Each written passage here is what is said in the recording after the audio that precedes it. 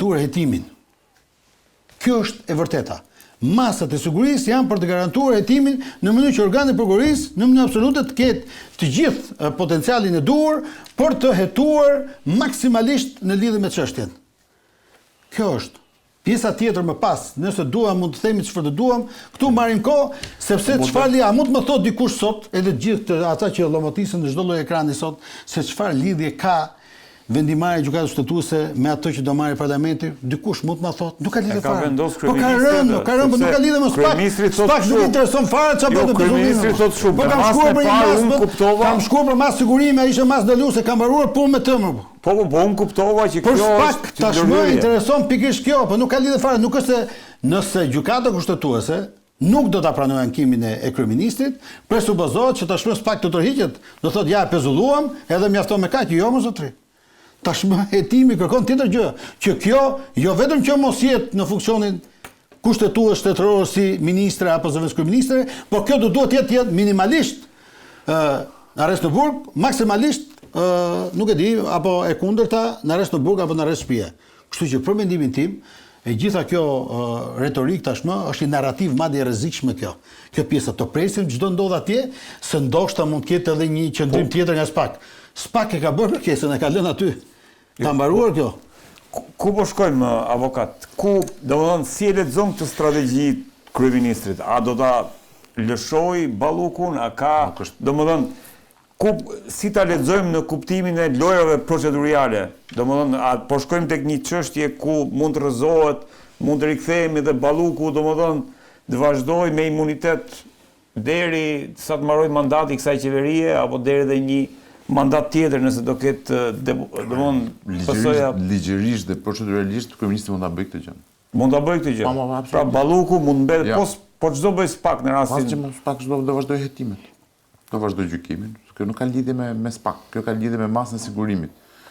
Ajo që do të ndodhë, më thënë, që të kuptojmë një gjë. Ajo që shkon në këshillin e mandateve, dhe Çaça e thot shumë mirë këtë pjesën, dhe në mënyrë shumë koncize, logjika e këshillit mandateve është logjika e shpejtësisë, që thot vi për diçka që unë kam urgjente, që ti duhet ta shqyrtosh në mënyrë urgjente.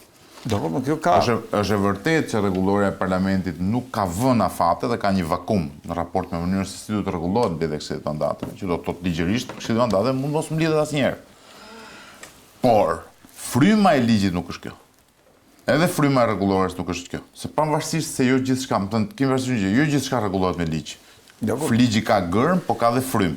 Që të është vërtetë që gërma e ligjit nuk e përcakton që ti do ta mbledhësh gjithmonë, por fryma është këshilli mandateve mblidhet shpejt për arsye pse sepse kërkesa është kërkesë urgjente dhe ka për qëllim që të marrë masë urgjente. Dhe përpos kësaj ti ke edhe praktikë parlamentare.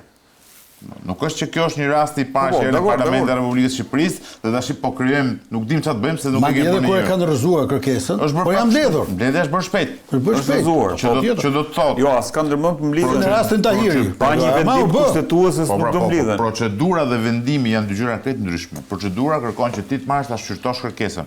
Vendimari është seancës plenare. Këshilli mandateve nuk e kushzon dot seancën plenare çfarë vendimi do marrë. Absolutisht. Madje edhe sa zjat. Por problemi është që ti proceduralisht duhet ta ndjekësh frymën. Ku po shkojmë avë? Se kjo është pyetja. Domethënë, Rama ka vendosur ta mbrojë Ballukun dhe nëse ka vendosur ta mbrojë me procedurë siç po mendoj që Rama po mbron veten. Dakor, ndryshe nga ty dhe mendoj që nuk është shqetësimi i madh i Ramës, nuk është çështja nëse do të jap imunitetin e zëvendës Balluku apo nuk do jap. Shqetësimi më i madh që ka Rama është nëse dosja që ka çuar Spakun kuvend do bëhet publike apo jo. Sepse në momentin që këshilli i mandateve do mblidhet, deputetëve do të vihet dispozicione e dosje. Dhe ti je i bindur që deputetët do ta shkelin atë parimin e sekretit hetimor me të dyja këmbët për ta bërë publike atë dosje. Dhe ne nuk e dim se çfarë ka aty brenda. Dhe mendoj që miraku kryesor që ka kryeministri është që ajo dosje mos bëhet publike. Sepse nëse ajo dosje bëhet publike, dyshimet janë që të cënohet drejt për drejt kryeministri. Dhe në atë pikë pastaj kryeministri do të jetë një politike shumë më të keqe se ajo që ka sot.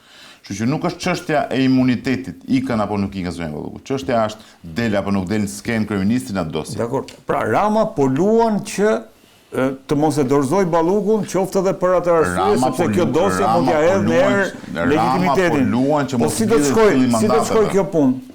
Po që nuk do mbledhej këshilli mandateve, pastaj Spaku. Balluku do vazhdoj të mbetet zëvendës kryeministre, SPAK do të vazhdoj hetimin, cili do jetë fati ligjor i Ballukut. Të qartësojmë një gjë për publikun. Procedura e mbledhjes së këshillit mandateve nuk garanton që ndaj zonës Ballukut merret një masë sigurimi. Masa sigurimit do shkojë prapë nëpër filtrin e gjykatës, do shkojë një kërkesë në gjykatë, gjykata do të vendosë nëse janë kushte apo nuk janë kushtet. Kështu që procedura në këshillin e mandateve jo automatikisht do thotë njëkohësisht dhe masë sigurimi, që është e para. Dakor. E dyta, procesi penal ka filluar. Ai do vazhdojë rrugën Dhe ai proces penal do vazhdojë rrugën e vet. Dhe kur merr një vendim të formës prerë, kur të marrë një vendim formës prerë, të varet nga vendimi, do të jetë fashë. A mbron imuniteti nga një vendim i formës prerë? Imuniteti të mbron deri në fazën hetimore, që bilezi jo në fazën hetimore, të mbron që ndaj teje mos kryen disa veprime të caktuara, siç është masa e sigurimit, heqja e lirisë apo kontrolli i banesës. Kto janë kufizimet që krijon mbroja që krijon imuniteti. Por te këtyre prokuroria është e lirë të bëjë çdo hetim. Pra pas një vendimi të formës prerë nesër gjykatës se ta marrë harbi, se ka një abuzim shumë të madh për atë që ka studiuar edhe institutin e imunitetit, po flas në kuptimin strikt të fjalës, duket sikur ka këtë imunitetin që as mund se prek dot deputetin e tjerë. Imuniteti është krijuar qysh në krye të herës, madje në sisteme monarkike ka qenë vetëm thjesht për të mbrojtur deputetin nga mbreti. Nga mbreti, pra për të mbrojtur deputetin në kuptimin e ushtrimin e funksionit të tij si deputet. Por jo për të qenë si mburoj për të shpërtuar drejtësisë. Madje një nga pjesët më të rrezikshme, narrativa më rrezikshme që është sot e dikush është fakti që nuk mundet dot që të hyjë, po themi, një vendimarrje e gjyqësorit në funksionet, po themi, të ekzekutivit. Po ta marrim nga ana tjetër, a nuk është e rrezikshme që mund të bëhet qeveria ose, po themi, Këshilli i Ministrave një streh për të inkriminuarit në mënyrë që të shpëtojnë drejtësisë, sepse ata kanë imunitet ashtu si dhe deputeti? Nuk mundemi dot, pra të krijojmë të lloj strehe, këtë lloj mburoje. Problemi ekziston që SPAK nuk po kërkon asgjë më shumë dhe asgjë më pak se sa ta zhvesh këtë zonjën nga ai privilegj që ekziston që quhet imunitet, ta barazojë me gjithë qytetarët e tjerë dhe të shkojë atje të mbrohet në gjykat. Kaq po kërkon SPAK. Nuk e di më rrezë, jam i qartë, kaq. Shiko, ka një gjë. Mua më duket si një lloj repertori i dëgjuar edhe më herët. Ku dëgjuar më herët? U thanë të njëjta gjëra për zotin Beqaj, Ilir Beqaj. Shkoi si shkoi historia. U thanë të njëjta gjëra për zotin Veliaj. SPAK nuk e prek dot Veliajin, i tha kolekte mi, mbani mend. Tha do ikit te kolekt, takoj sa kolekte mi, tha. Zoti Veliaj. Pra, në një farë mënyre është një repertor që ne kemi dëgjuar. Pora ky bie Rama, pora ky bie Rama, pora ky bie Rama. Ka rënë 63 zyrtarë të nivelit të lartë. Unë nuk besoj që zoti Veliaj ishte një zyrtar i nivelit të ulët. Ra zoti Veliaj 3 muaj më pas Partia Socialiste fitoi zgjedhje me rezultat më të se kishte fituar me narrativën që SPAK komandohet nga Rama. Këtu këtë Jo, s'po them ato, unë po them për çfarë flitet. Po për pjesën për çfarë flitet. Jo, çfarë flitet. Dhe tani unë besoj e njëjta gjë. Rama ka parë diçka që nuk shkon. Unë besoj që Rama nuk e ka problemi fare me kërkesën që ka patur SPAK për arrestimin e zonjës Balluku, sepse ishte një kërkesë ligjore, nuk e ka patur aty. Por e ka patur me kërkesën e parë për pezullim. Pra gjithë thelbi këtij diskutimi është kërkesa dhe marrja e vendimit nga GKK-ja për të pezulluar zëvendës kryeministrën. Aty fillon gjithë debati. Dhe shkojmë pak më larg. Në syt e Ramës flasun, po bëj interpretimin. A është kjo diçka që shkon brenda kuadrit ligjor apo mos ndoshta e drejta morale që ka prokuroria e SPAK-ut? Pra gjithë ato vite që ka patur pandëshkueshmëri, zyrtarë në nivelit të lartë që nuk janë arrestuar, korrupsion që ka gryer ekonominë e vendit dhe që është ende shumë i fortë. Dhe mos ndoshta gjithë ky vull, gjithë kjo mungesë që ka qenë në gjithë hapësirën shqiptare në gjithë ato vite, ka bërë që SPAK të tejkalojë procedurat. Avokatët thonë që janë tejkaluar procedurat në shumë raste, nuk e them unë. Ekspertët e ligjit thonë që në shumë raste janë tejkaluar, janë marrë telefon, nuk janë pyetur, janë marrë deklarime pa avokat, janë marrë pa avokat. Ka pastaj një situatë shumë problematike në paraburgim dhe kur shikon pastaj që vjen një kërkesë për pezullim nga ana e SPAK-ut. Ajo kërkesë të rrëzohet për momentin nga gjykata kushtetuese, pezullohet pezullimi dhe më njëherë pasaj të vjen një tjetër kërkesë për arrestim. Pra Rama zosha shikon një tendencë nga ana e prokurorisë posaçme. Dhe thot prit, kjo ishte vije kuqe. se ishte vjekuqe. Jo se ishte vjekuqe se ikën Balluku dhe bie Rama. Unë nuk besoj se Rama është një kryeministër i shantazhueshëm. E tregoj me Sajmir Tahirin, që ishte fare i pashantazhueshëm. E tregoj me Erion Veliajn. Pak ka hyrë në paravorën e kryeministrisë, kjo duket. Po me Akshin edhe me Ballukun. Po kjo nuk diskutohet fare. Besoj që koha do të tregojë që kjo nuk diskutohet fare. Kjo nuk diskutohet fare. Situata sa jo, bëm, po. S'është roz fare, nuk ishte roz. Avokat direkt e ke fjalën por ka një gjë. Çfarë po bën spa. Pra Rama po i tregon që dakord, mendoj unë, ti po heton, ke drejtën bësh kërkesa për arrestim, po me pezullimin që kishe. E dyta, i thotë një gjë tjetër,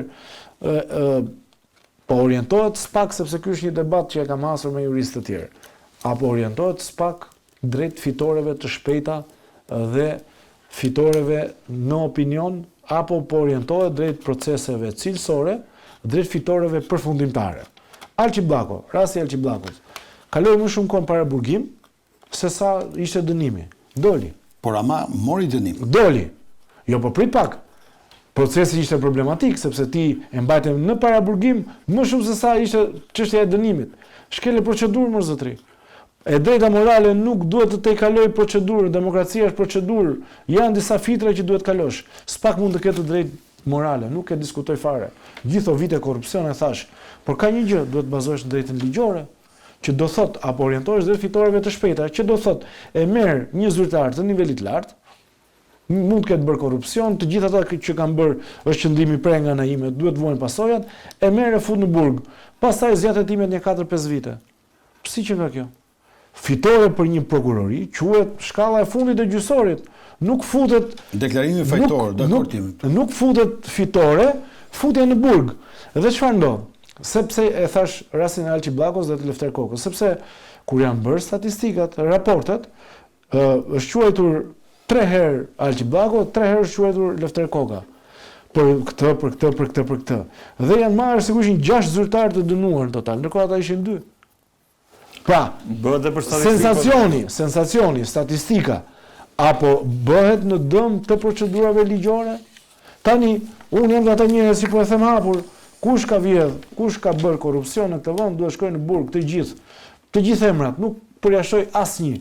Por ka një gjë, edhe ai që vret ka drejtën që të bëjë një proces normal. Nuk mund futesh, kemi rastin e Ilir Metës. E ke futur në burg, ndërkohë çfarë provash do prishen për një çështje që ka ndodhur para 10 vitesh.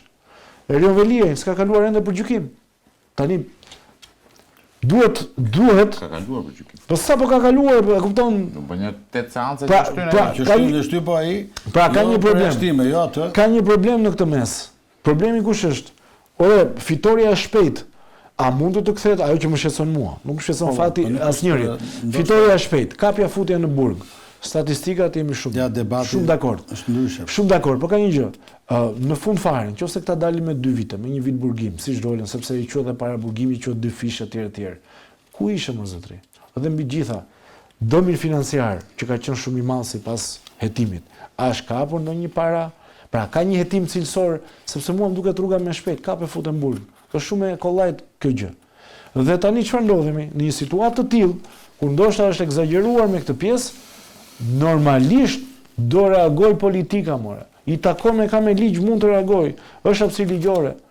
Pse duhet një kërkesë që vjen nga SPAK a priori të mbyllen sytë dhe thuhet jemi në rregull? Mo jo si jemi në rregull, kush po thot? Kaq. Nuk është ky sens. Tani që ta fusim pak nëse mundem. Korrupsioni të dënohet absolutisht. Debati që ngrej Arbri fatikisht nuk ka lidhje me ato fitoret e shpejta.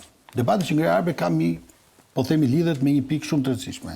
Që dhe ne juristët po thuajse çdo ditë ngrem. Ka të bëjë me masat e sigurimit. Besoj bini dakord. Jemi tek masat pra këtu. Edhe nëse na pyet edhe ne, në këtë vend masat e sigurimit mund t'i quaj unë të paktën personalisht me gjithë çfarë me plot gojën represive. Madje këtu tek ne masat e sigurimit i quajnë si ndëshkim, nuk janë ndëshkim zot. Po nuk ka filluar dje. Po nuk ka filluar dje. Po pra, kjo është në mënyrë absolute, madje ka pasur gjitha për mendimin tim. Kjo majorancë ka pasur gjithë mundësinë që edhe të rishikonte kodin e procedurës penale, kriteret e masave të sigurimit lidhen në 228, 229, 230 kodin e procedurës penale në mënyrë që sepse edhe SPAK punon po me një kod procedurës, nuk është se ka një kod procedurë të veçantë. Ajo është kod procedurës penale. Pra një është.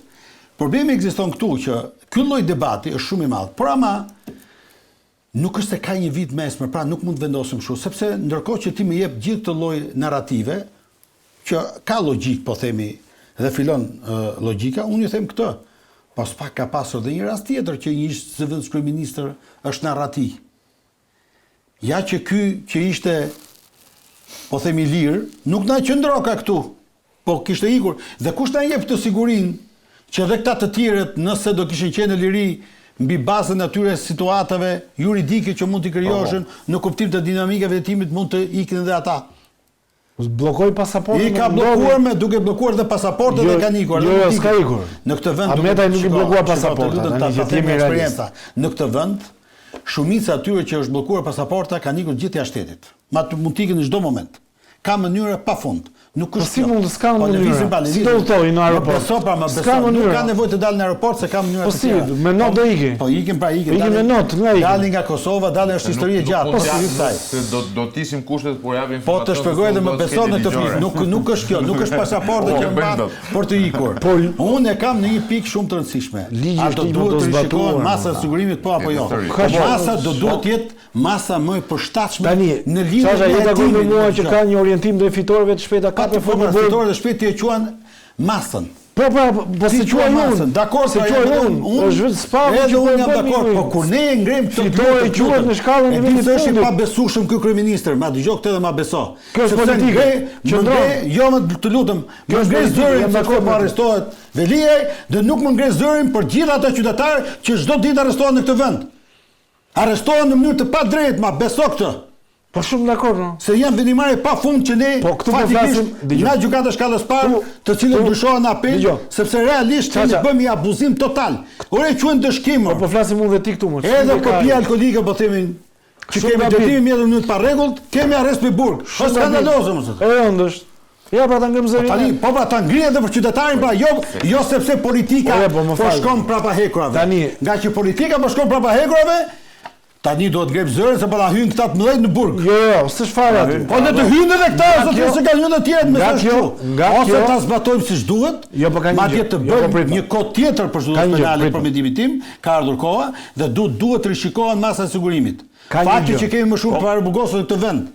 Se sa të dënuar do të thotë që realisht nuk kemi në rrugën e duhur. Tani por vetëm një fjalë ka diçka. Kam patjetër më duhet. Madje kemi disa masa sigurimi shikoj. Disa emisione edhe për qytetarët. Kemi disa masa sigurimi që nuk ekzistojnë fare. Janë vetëm të shkruar në letër. Po garanci pasurore. Garanci pasurore. Më thuaj sa veta jam me garanci pasurore në këtë vend. Dakor pra po them. Më thuaj më sa veta jam. Tani ka një gjë. Futemi te detajet. Ju njihni sistemin se përballeni për ditë. Për ditë më jemi. Ne tani po flas, ne që merremi me opinionin publik, me emisione, me gjëra. Ne nuk i ndjekim dot çdo rast sporadik që ndodh në gjykat, por duhet ndodhi një gjë e madhe që ne të kthejmë vëmendjen atje. Kjo është arsyeja. Tani kaq. Ka një problem e para punës. Kryeministri ka ja 2 vjet që del dhe i bie gjoksit. Po kjo është mendimi im, sa i mund të ketë hallin e tij, siç thon juristët. Do mund të jetë kjo. Unë nuk e di, unë do jap mendimin tim ftohtë. Historia është e tillë. Kryeministri ka një 2 vjet që del televizion dhe na thotë në fjalë që amerikanët kanë bërë not Sorokon, drejtësia e re është produkti i Partisë Socialiste. Nëse kjo drejtësia e re që është produkti i Partisë Socialiste ka gjithë ato probleme të cilat kryeministri po del dhe po t'i thotë sot. Atëherë minimalisht ky zotëria duhet dalë dhe thotë na falni se këtë drejtësinë e re nuk e bëm siç duhet. Duhet bëjmë ca rregullime. Dhe dalë dhe thotë opinionit publik se çfarë rregullime duhen bërë në sistemin e drejtësisë së re. 1. E dyta, çështja e paraburgimit nuk është një çështje që ka lindur dje. Është një çështje që ka 10 vjet që vazhdon në të njëjtën formë. Dhe kemi 10 vjet ne që merremi me këtë fushë, flasim në të njëjtën formë, në të gjitha nivelet e gjykatave dhe në të gjitha vendet që kemi pas akses publik. Problemi është që nuk mund të përdoret ky si kal beteje politikisht në momentin që kryeministri vjen veza. Çështja është shumë e thjeshtë. Ti zotëri i dashur, sot je drejtuesi i maxhorancës që ka numër të mjaftueshëm mandatesh për të korrigjuar këto defekt kodin e procedurës penale. Ti nuk mund të dalësh tu është tankohesh që drejtësia po bën këto. Ti ke mundësinë që të veprosh në 83 mandate, madje ke 90. Po unë se përmenda kryeministrin në fjalën time. Nuk e kam flasur për këto. Jo, dakor, e kuptoj. Është një shqetësim, atëherë kemi ne iniciative nga ata do vinë. Jo, ka një gjë, por në momentin që ngrihet si shqetësim thotë po prit, ti e bën se ke interesin tënd, vjen presioni që mos bëhet si ndërhyrje. Për një sekondë se këtu ka një diferencë madhe. Çështën e paraburgimit ne kemi të paktën 3 vjet që e themi në mënyrë konstante, Kur është diskutuar amnistia e vitit 2024. Para se diskutuar amnistia e vitit 2024, është diskutuar që nuk mund të bësh amnisti nëse ti nuk rregullon këtë proces, sepse po arrim në numrin kur ti nxjerr 900 veta dhe futi 1500 veta. Pra, brenda javës, brenda javës ti do i mbushësh prap, pra nuk zgjidh gjë. Do thotë ka duhet politikë penale tjetër. 2 vjet. Dakor, po nuk e kemi për debat sot. Po kjo është pjesë e politikës kjo gjëja, që do thotë politika sot, do kur them politika, e kam për gjithë spektrin. Nuk mund të ankohet se drejtësia është e anshme, e pa anshme, e kapur, e pa kapur, e ndikuar, e pa ndikuar, sa kohë që ka gjithë mekanizmat që ta korrigjojmë drejtësinë. Ka gjëra që nuk shkojnë në kodin e procedurës penale, sa duash. Ka në iniciativë për ta ndryshuar kodin e procedurës penale? Zero. Po ti nuk mund ta lësh tuash që ta shpëti sekonda. Me shpejtësi të madhe bën parkimin dysh. Po mos bë parkimin dysh, rregullon masat e sigurimit. Se nga parkimi dysh nuk është rregullon një gjë të madhe shoqërinë shqiptare, ama nëse ti rregullon masat e sigurimit. Madje përpara se të bësh parkimin dysh, bëj ca parkime herë. Bëj ca parkime. Jo, unë do i shkoj pak kësaj narrativës, avokat. Narrativës që SPAK apo qoftë qëndrimi i Ramës ndaj SPAK pasi ka rregulluar raportet me Shtetet e Bashkuara të Amerikës, është shkaku kryesor, domethënë që jemi në këto raportet e Ramës me drejtsinë e re. Tani, shiko. Trimërimi i Ramës lidhet me faktin që SPAK nuk e ka më fuqinë që kishte përpara, le të themi, asaj ftesës madhe që i bëri Donald Trump. Unë bëj pjesë nga ata njerëz që të paktën kam gjatë disa vite që bëj analizë politike, juridike, quheni si doni, që kur as se kam të shuar nërmend, madje besoj që edhe Rezi ka qenë në këtë pikë, që SPAK komandohet nga Rama, SPAK dirigjohet nga Rama, orientohet nga Rama, kush do arrestohet, i thot, këtë ma merë, këtë ma lërë një herë, pastaj merë me vonë. Unë kam menduar dhe gjykuar që SPAK është të pavarur në punën e vetë. Dakor.